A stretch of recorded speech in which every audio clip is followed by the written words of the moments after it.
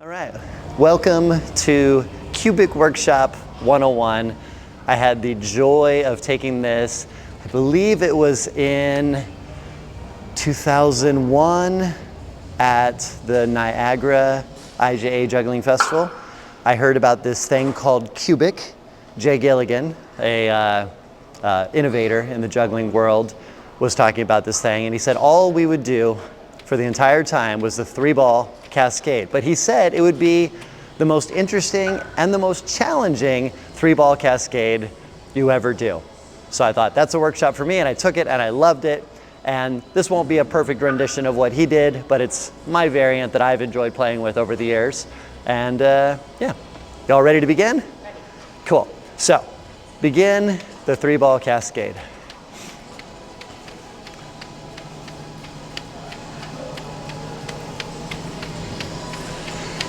Now, maintaining the 3-ball cascade, bring your right shoulder up. Right shoulder up. It's okay if you miss, that's okay. Right shoulder up as high as you can, and let the right shoulder drop. Left shoulder up. Left shoulder down. Right shoulder. All right, left shoulder up, left shoulder down, right shoulder up, right shoulder down, left shoulder up, left shoulder down. Both shoulders forward, both shoulders back, both shoulders forward, both shoulders back.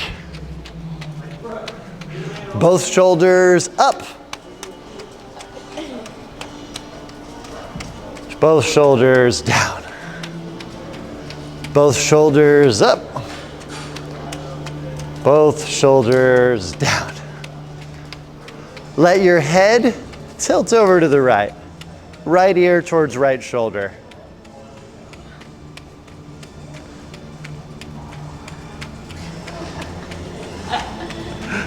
I hear laughter, that's good.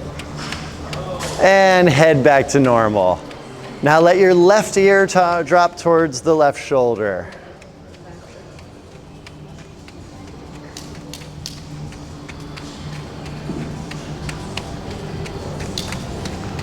And head back to normal. Now this is going to be a little bit challenging. We're going to bring the elbows forward. So you're going to be juggling with the elbows forward. So elbows forward. Elbows back to normal. Elbows forward. Elbows back to normal. Elbows forward. Elbows back to normal. Now in this variant, we're going to lock our feet, but begin to extend our arms. And ideally, we want to have no bend in the elbows at all. So we start here and we start juggling farther forward until finally the elbows are totally straight, and you make the corrections through the shoulders like this. The corrections come here because we don't have the elbows in place. And then bring it back to your chest. Extend the arms long, try to get those elbows as straight as you can. And bring it back to your center. Extend it out long, elbows straight. No one's beating. It's not a competition. Now we'll alternate between elbows wide, out in front of you, elbows straight.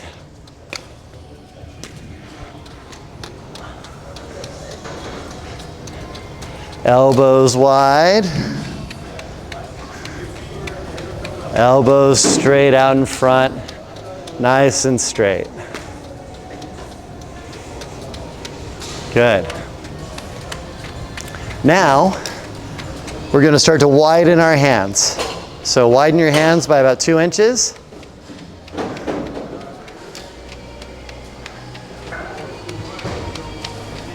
And once that falls in, if you feel it, maybe widen your hands a little more.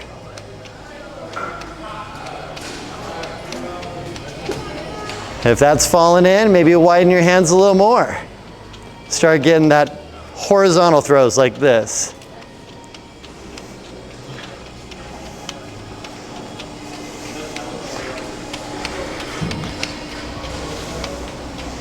And back to normal.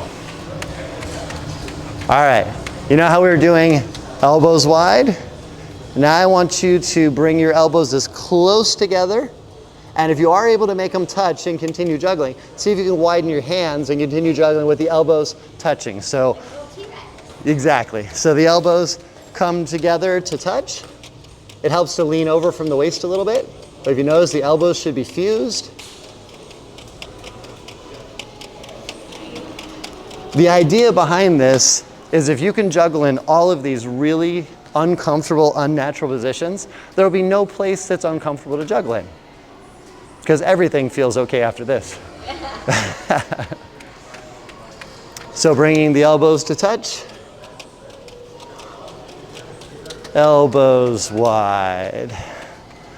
Elbows come in to touch. Elbows wide.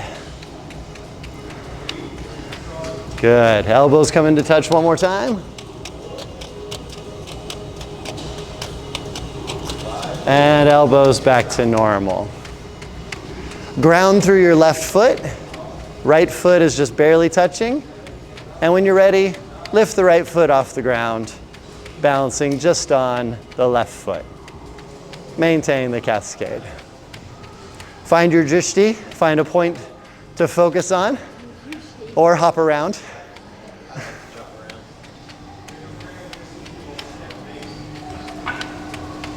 If it's comfortable to just hold your knee up, you can do that too.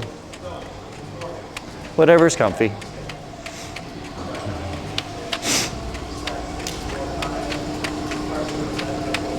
Relax the right foot back down. Ground into the right foot, left foot becomes light. And when you're ready, lift the left foot off the earth.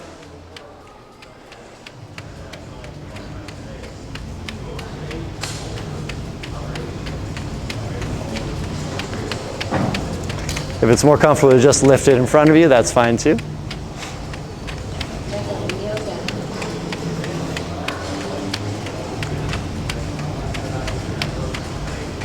Left foot returns to the ground. Right foot becomes light. Lift the right foot, balancing on the left foot only.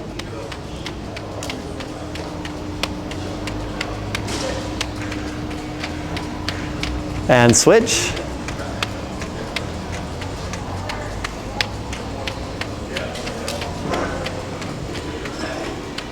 Good. Feet return to the ground. Lock your feet in place and turn the pattern from the hip to where you're facing the hard right. But your feet are still in their normal position.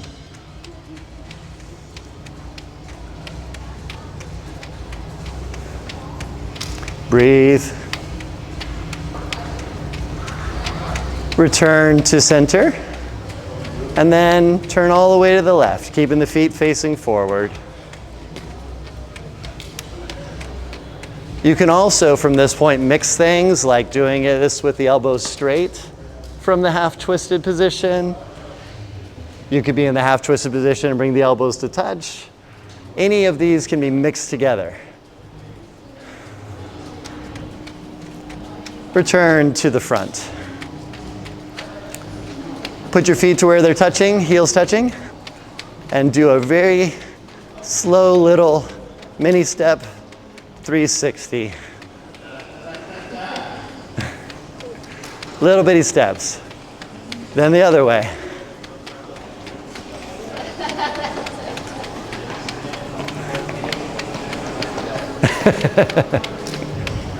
First direction again.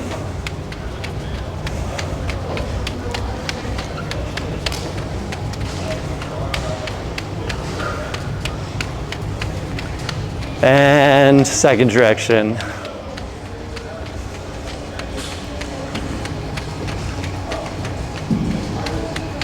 Okay, bending from the hips, juggle as low as you can.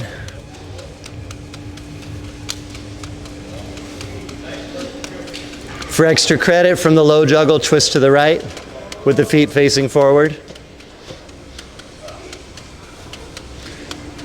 Or twist to the left, feet facing forward.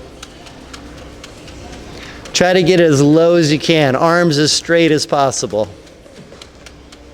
And then back to the front. Again, you can mix it from here. You can start doing the wide throws.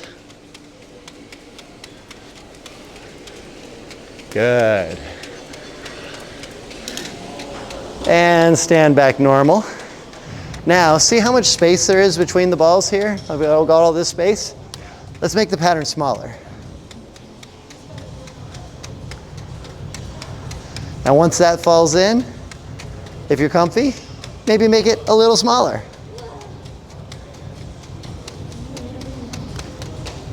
And if that falls in, can you make it even smaller? To where there's almost no space between the balls at all?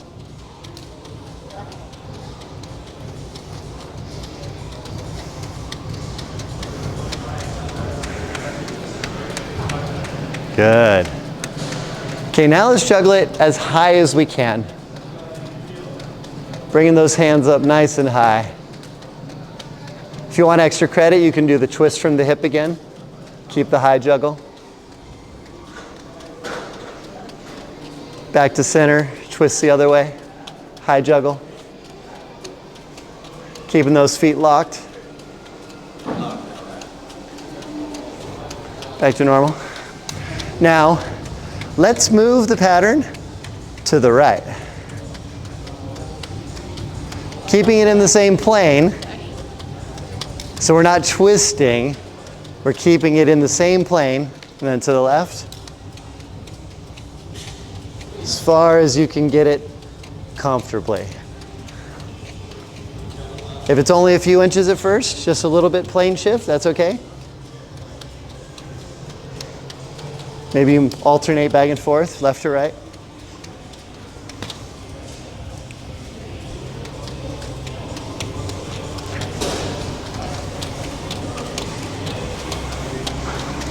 Good. Can we move it up and to the right?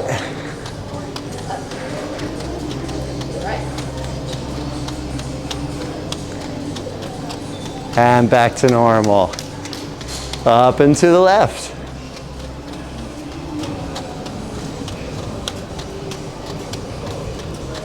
And back to normal. Now, from your normal cascade, see if you can make each throw about 2 inches taller. We're not going crazy, just 2 inches taller than your normal. Lock that in.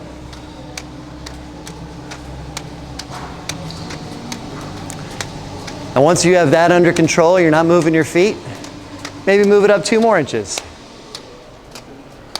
Ba, ba, ba, ba, ba, ba, ba, ba, ba, ba. Nice and steady. Move it up 2 more inches.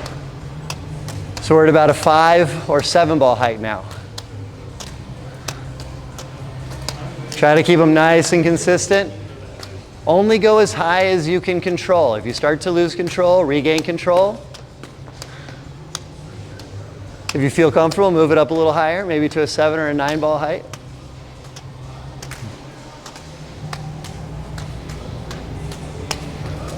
Ultimately, can you get it up to where it's almost hitting the ceiling? You don't want to hit the ceiling, you want to be just shy of it.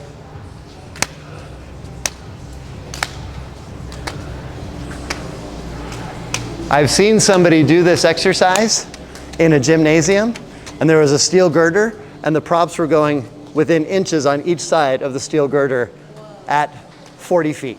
It was amazing. Yeah, they were doing 5 balls, and every ball was just going perfectly on each side of the girder.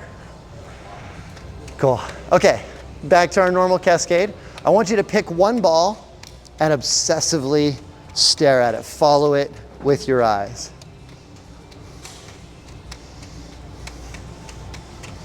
Don't take your eyes off of it. Watch it land in the hand. Watch it throw. The other two don't matter at all. Just follow that one.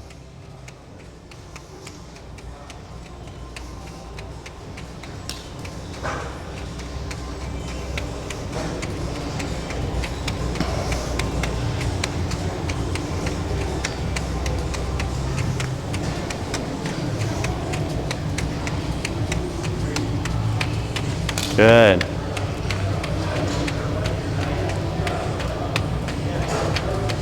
Lock your eyes on that one ball.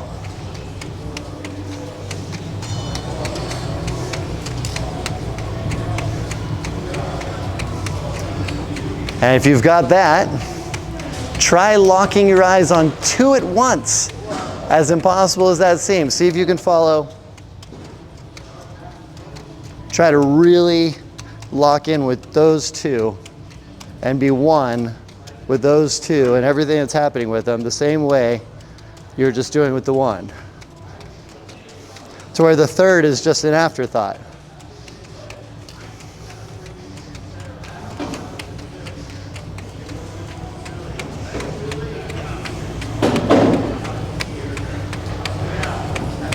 And there has been rumor, legend, of the jugglers who can follow all three at once. I don't know how you do that with only two eyes, but they seem to be able to do it. This is transitioning between juggling and yoga almost. Making it a practice. The flow state. The flow state. Maybe one day you even close your eyes.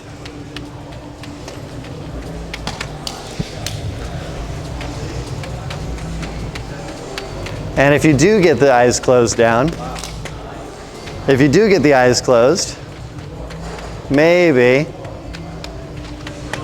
and tilt your head back, maybe, One day we'll get there. one day.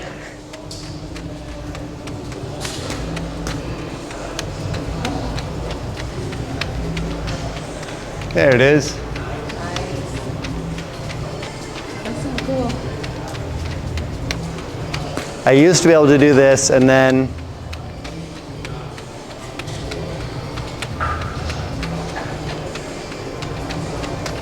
oh. Okay. Thank you. If overhead juggling is in your practice, you can also add in overhand juggling.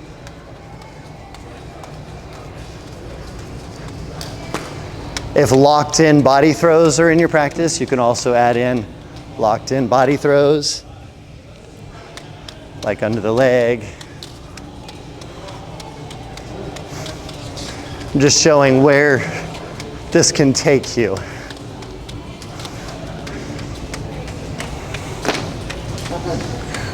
So go like this.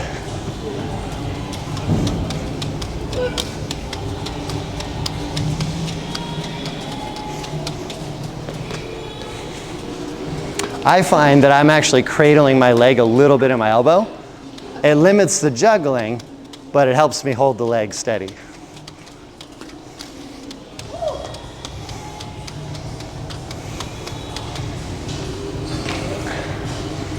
Left arm really good. Good, good.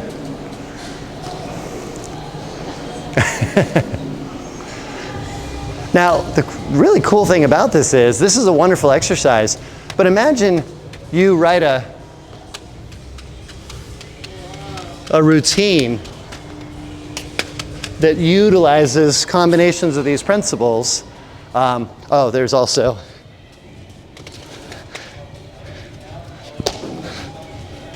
I used to do that. I can't do it anymore.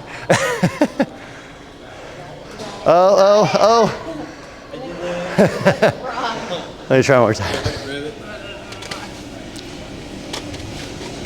Oh, that's hard. Woo.